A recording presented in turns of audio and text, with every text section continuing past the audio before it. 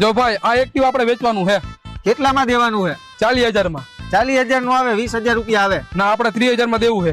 તારું નહીં ને મારું નહીં, 25,000 રૂપિયામાં ડન કરી. લાવ પૈસા હાલ. હાલે આરસી બુક. આલે પૈસા.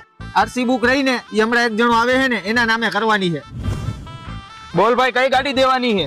આ ગાડી દેવાની છે ભાઈ. કેટલામાં દેવાની છે? 50,000 માં. ખામ ઉપર હું ચેક કરી લઉં પછી હું તને કહેવાના કેટલા આવે ને ઈ. रुको जरा सबर करो. હા ભાઈ કેમ છે આ ગાડી? કેટલા આવે આના? એલા આનું એન્જિન પતી ગયું, આના 5,000 રૂપિયા નો આવે, આને ભંગારમાં જવા દે.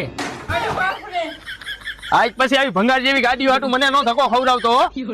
એવું ન હોય કે દલાલી કરે હંમેશા ફાયદો જ થાય, અમુક વાર નુકસાની પણ થાય.